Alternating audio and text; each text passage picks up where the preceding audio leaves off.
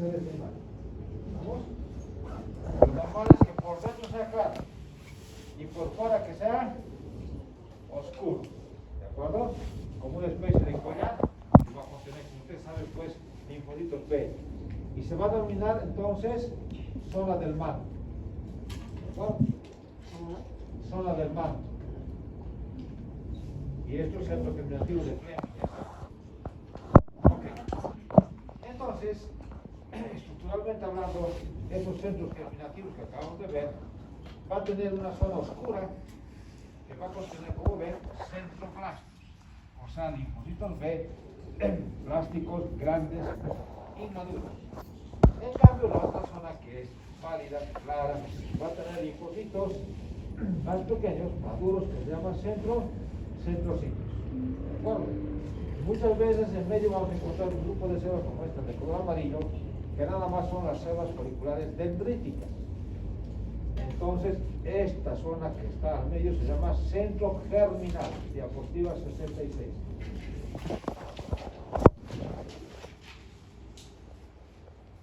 Ok. Vean. La diferencia entonces entre un folículo linfoide, que es primario, y un folículo linfoide secundario. Esta parte del medio ya dijimos que es de tipo hiperplásico, que es el centro germinativo de Fleming. ¿En qué caso se puede presentar este tipo de afección? Cuando hay artritis de reumatoidea, cuando hay toxoplasmosis y lo más conocido, infección por VIH. ¿De acuerdo? Entonces, vean, el de arriba es normal, centro germinativo de Fleming claro y su zona del manto oscuro. Vean, el de abajo es patológico, el de abajo es linfoma, no Hodgkin, de tipo folicular. ¿Cómo me he dado cuenta? Porque ha cambiado el color. Vean, por dentro está oscuro y por fuera está claro. Esta parte oscura que ustedes ven nos está indicando que hay gran proliferación de linfocitos. ¿De acuerdo? T, B o NK, todavía no estamos definiendo. Lo más común por la frecuencia B, sin duda, 80-85%. Pero no lo puedo reconocer, ustedes ven, no se puede. Cuando hablamos de esa hiperplasia reactiva, que no es neoplásica, pues vamos a encontrar dentro de la histología preservados su grasa, su cápsula y sus folículos linfoides, aunque estén agrandados, todavía preservan su estructura, sin distorsión de su morfología, básicamente.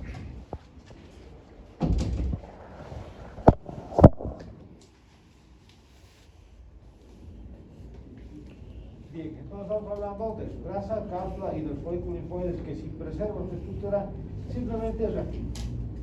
¿De acuerdo? No es neoplásico. Entonces, dos, vean la variabilidad del tamaño entre un folículo y otro folículo. Vean la cantidad de figuras mistóticas y los macrófagos dentro de esas estructuras caras con sus cuerpos tangibles. Cuando hablamos de la hiperplasia parafolicular, estamos hablando de una zona de cambio que, como ustedes saben, pues va a ser distinta del resto. Es la parte cortical, esta parte es medular y en medio está esta zona que es el timo dependiente. Y cuando se extirpa el timo, esta parte desaparece. ¿De acuerdo? Pero cuando hay estímulos que hacen que aumente el tamaño de estas zonas, van a denominarse hiperplasia paracortical y son los linfocitos T los que proliferan. No los B porque los B están dentro de los folículos linfoides. ¿De acuerdo?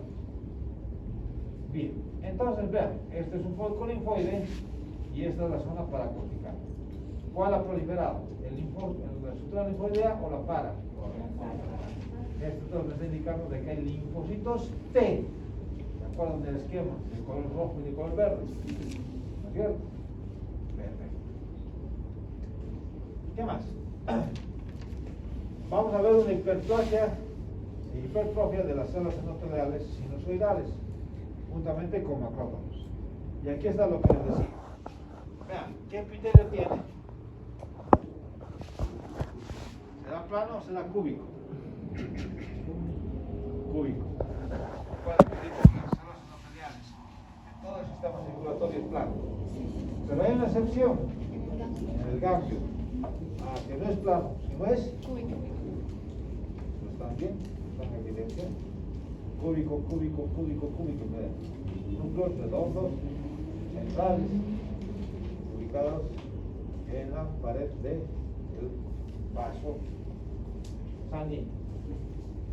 Cuando hablamos de una histiocytosis sinusoidal, vean cómo debajo de la cápsula del ganglio vamos a encontrar estas células agrandadas que son los histocitos. Y si digo hiperplasia, estarán aumentados en número o tamaño. Número aumentado de esos macabros. Y también pueden estar aumentados en cierta forma su tamaño. Vean cómo crecen el número y tamaño los macrófagos. Y sin duda hay que pensar en esta posibilidad cuando al lado de ese ganglio linfático está un tumor. Puede ser mama, puede ser tiroides, puede ser hígado, lo que quiera. Donde está drenando, si encuentro estos histocitos, me hace pensar en ese tipo de anotación. Entonces, si me van a un ganglio y yo encuentro una hiperplasia sinusoidal histiocytaria, tienen que parar las orejas porque al ladito lo más probable es que exista un cáncer. Pero un cáncer. ¿De acuerdo? ¿Estamos? Si me mandan axilas, entonces hay que pensar en. ¿Estamos? Me mandan ingle, puedo pensar en un melanoma de cepillo. Ok. Entonces, esa hiperplasia sinusoidal se puede ver justo en los senos. Vamos a encontrar histiocitos que están proliferados en número y que están dando este aspecto blanquecino a la porción medular del ganglio. Entonces, el aumento del ganglio, que es doloroso, es de tipo agudo. Cuando no duele, es de tipo crónico. ¿Dudas? Creo que no hay. Perfecto. ¿Puede haber también a nivel axilar? Sí. ¿A nivel cervical? Sí, o donde se encuentre. ¿De acuerdo?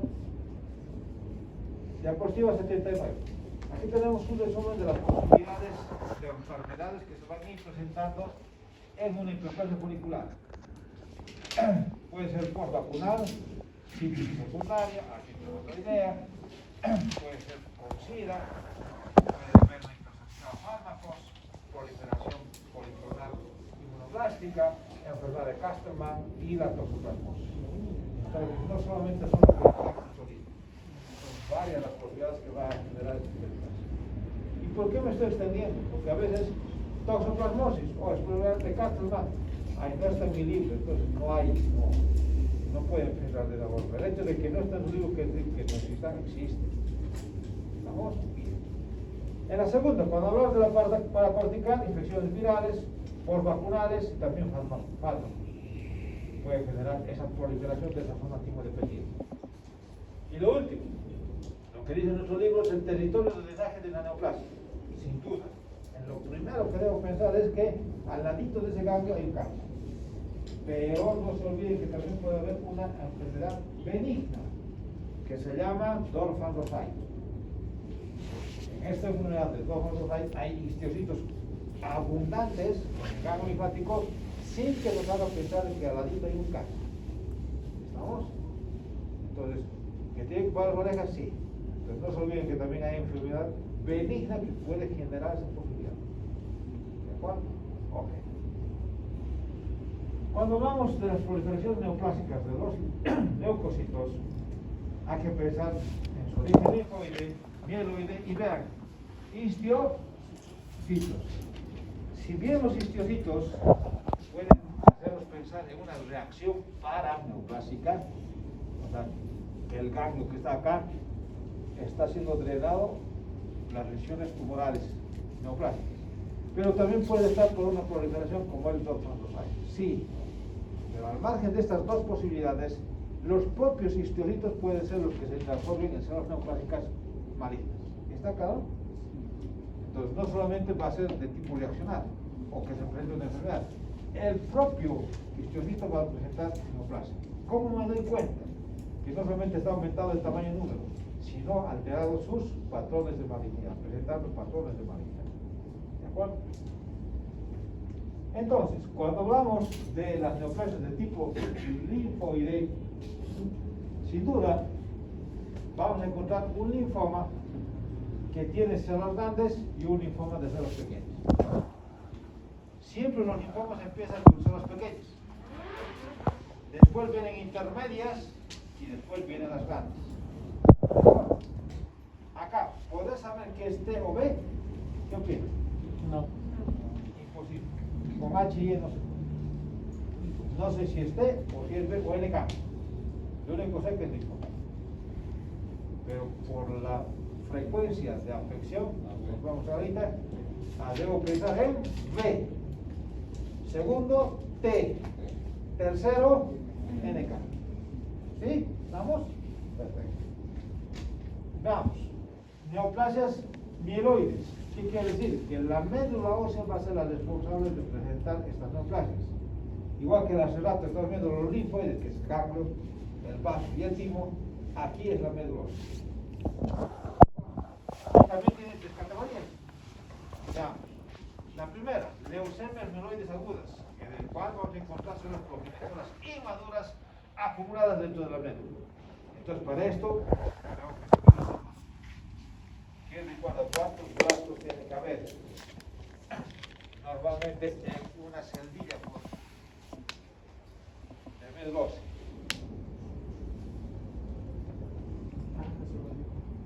¿Qué dicen? ¿Lo normal? ¿Histología? Está faltando. Aunque ya le digo, 20%. Se van a acordar de ese porcentaje. ¿Estamos? Entonces, los normales hasta 20. Menos de 20. Cuando pasas el 20% hay que pensar en leucemias mieloides agudas. Los trastornos mieloproliferativos. Hay un aumento de la producción de uno o más de los elementos mieloides, como pueden evidenciar acá, en esta zona, que provoca pues la elevación del descuento en sangre de blancos, rojos y plaquetas. Eso es mieloproliferativo. ¿De acuerdo? Y la tercera posibilidad es que los histocitos proliferen, los macrófagos, las células de meningitis. ¿Sí?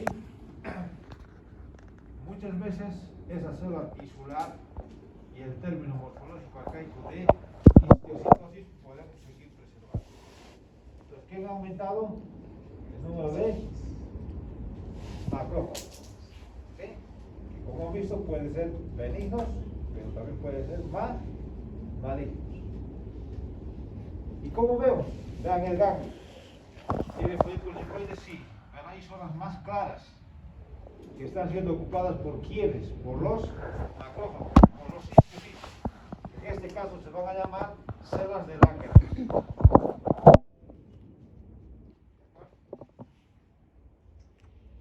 Bien, los factores etiológicos y patogénicos de las neoplasias linfoideas tienen que ver con que puede haber trastornos cromosómicos, factores genéticos de tipo hereditario, virus que pueden generar esta afección neoplásica, estimulación inmunitaria crónica, como va a ver con el H. pylori, factores iatrogénicos y el tabaquismo. Empecemos. Si decimos translocaciones cromosómicas o mutaciones adquiridas, pues la célula puede perder o puede aumentar su función. Y sin duda la célula maligna es la que puede generar estas dos posibilidades. Entonces, si hablamos de este tubo digestivo, de este estómago, y encontramos proliferación de linfocitos, y esos linfocitos, vean, que están entrando dentro de las glándulas, no es normal que un linfocito se entre la glándula, ¿o sí? No, es normal que esté en el tejido conectivo, sí, pero no en esta gran abundancia. Cuando encontramos estos linfocitos neoplásicos del tubo digestivo estómago, se llama maltoma, que nada más es un linfoma no Hodgkin de linfocitos B. ¿De acuerdo? ¿Asociado a qué? a una translocación del gen MALT1 y BCD10. Me explico. Aquí está. Entonces, ¿qué está mutando? El BCD10 y el MALT. Está haciendo una translocación. Una parte de este gen se va acá y otra parte de este gen se va acá.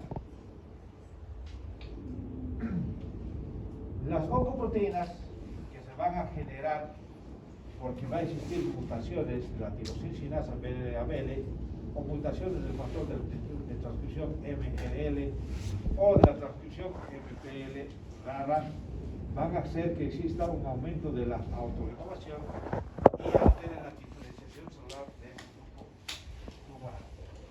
Normalmente tienen que existir, pues sin duda, como ustedes saben, los protooncogenes que facilitan el crecimiento de una célula. Pero estos protooncogenes pueden transformarse en oncogenes que van a generar posteriormente, como pueden ver, la producción de una alteración y de una mutación para que se presente un cáncer. Diapositiva 94. Vean este ejemplo. Acá tenemos una translocación entre el cromosoma 8 y 14.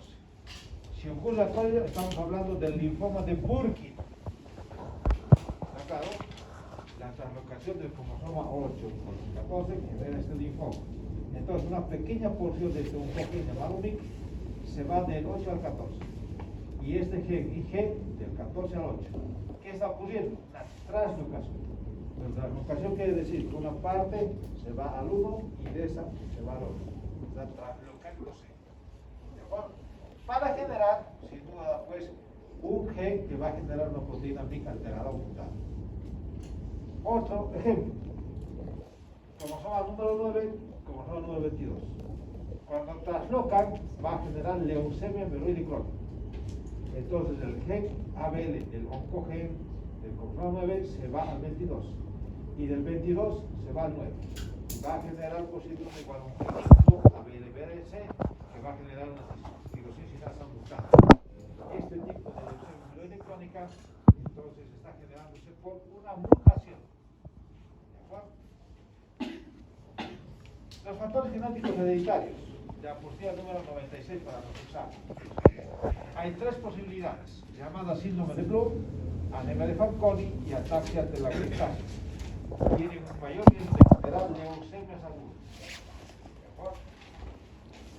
El trastorno más conocido por ustedes es el del Down, que es la trisomía 21. Estos pacientes, ¿qué pueden tener? Pueden tener una fibromatosis de tipo 1 o leucemia de infancia. Entonces, cuando un paciente con Down viene a la consulta, ya no es por cualquier diagnóstico, sino para tratar de descubrir si tiene alguna patología subadyacente. La más común que va a afectar es cardíaca, sin duda. Pero como estamos hablando de linfomas y de leucemias, ¿qué es lo que tengo que tratar de descubrir en ese pacientito? Leucemia. Una leucemia. Entonces, tendré que sacarle sangre, tendré que biopsiar médula ósea. ¿De acuerdo? Para descartar esta posibilidad. Porque él está viendo ya con una trisomía. ¿De acuerdo? ¿Qué más? Cuando hablamos de los virus, diapositiva 97 para nuestro examen. Si decimos virus linfotropos, quiere decir que exclusivamente pues va a estar afectando los sitios. Si digo hepatotropos, van a afectar solo hepatocitos. ¿De acuerdo? Por ejemplo, el virus de la hepatitis B, ¿creen que puede afectar ganglio, bazo, cerebro, pulmón? No, porque es hepatotropo. ¿Entienden? Ok. Entonces, cuando hablamos del HTLV1, que es el virus de la leucemia, virus 1 de la leucemia de la T humana, pues como ven, van a afectar a quién? Al componente linfóide. Cuando hablamos del virus Epstein-Barr, o BEB, estamos hablando de que se genera un linfoma llamado Burkitt o linfoma Hodgkin. ¿De acuerdo? Y si hablamos del virus del sarcoma de Kaposi, ¿se acuerdan? El tipo 8, ¿qué va a generar? Sarcoma de Kaposi. Esas son las tres posibilidades. ¿De acuerdo? Cuando hablamos de la crónica, vean, podemos hablar del H. pylori. ¿Qué va a provocar el H. pylori? Linfoma gástrico. Entonces, si alguien tiene H. pylori, tiene que erradicar bastante. puede. Pero, ojo, un detalle. Si se curan de cualquier pylori, ¿será para siempre? No, ¿no es cierto? Porque piensan eso los pacientes. Ya me he curado, listo, nunca más. A la vuelta de decir, mejor como cochichín, ya está. Compras sin pylori adentro, ¿no es cierto? Sí, o aquí en la esquina creen que no tiene sin pylori. Mucho cuidado con tomar de esos. ¿Sí? ¿De cuál? ¿De cuál? ¿Perdón?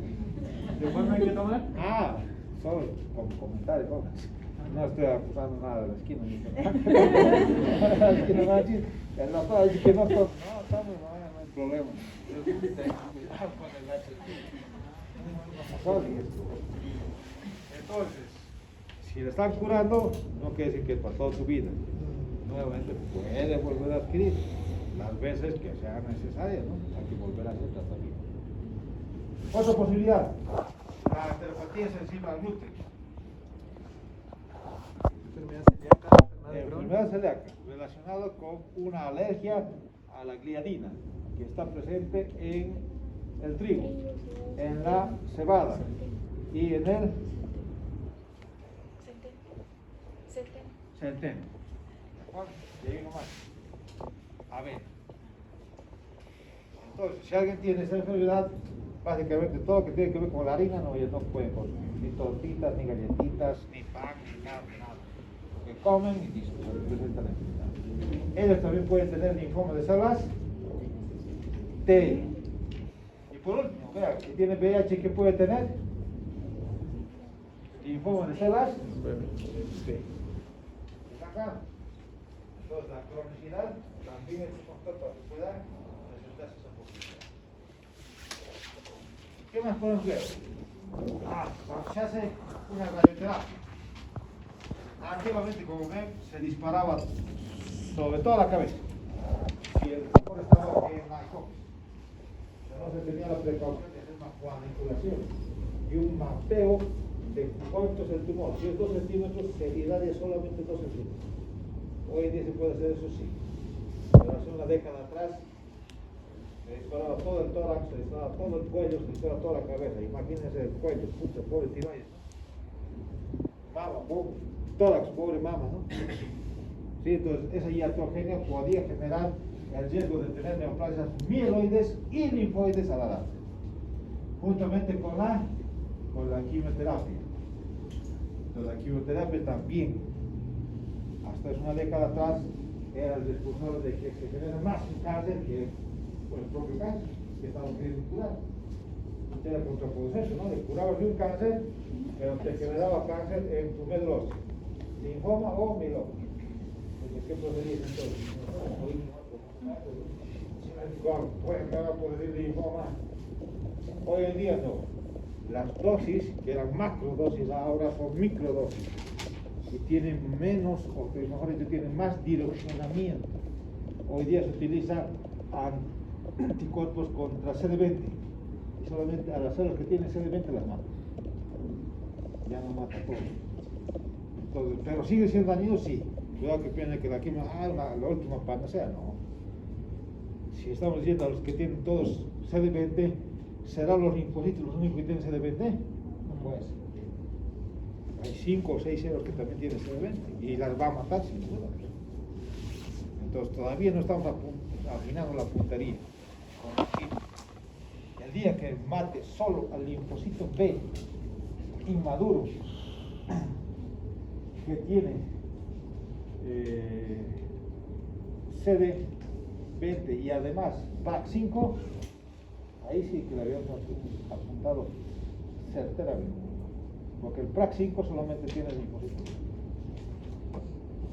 Entonces nos falta afinar la puntería. Lo vamos a lograr seguramente. En una década, 2 décadas más ya los nuevos quimios van a salir con ese direccionamiento. Pero por el momento seguimos pensando que es iatrogenia. ¿De acuerdo? Y el famoso tabaquismo. 1.3 a 2 veces más puede existir la posibilidad de que se genere leucemia amiloide aguda. Cuando fuman, ya sabes, leucemia, tírate, ¿no? Tírate nomás. No fumes, ¿no? Pero pues, por eso vino hoy día la facultad de histología, un par de jóvenes ahí de todo negro, sin barbijo, con cigarros. Lo que me hace caso. ¿Ustedes hacían medicina o no? Sí, doctor. Este es un establecimiento para fumar médicos. De la puerta para afuera puedes fumar lo que quieras. De la puerta para adentro, esta es una universidad. Y todavía, como aquel escrito, ¿no? Prohibido fumar. Estás en mi espacio, donde yo estoy pasando. Así que les daría por favor, apague su lugar. Si quieren fumar, hagan menor de edad, fumen lo que quieran. Pero dentro de la ciudad, no está prohibido. No porque yo digo, sino realmente el oficial lo dice.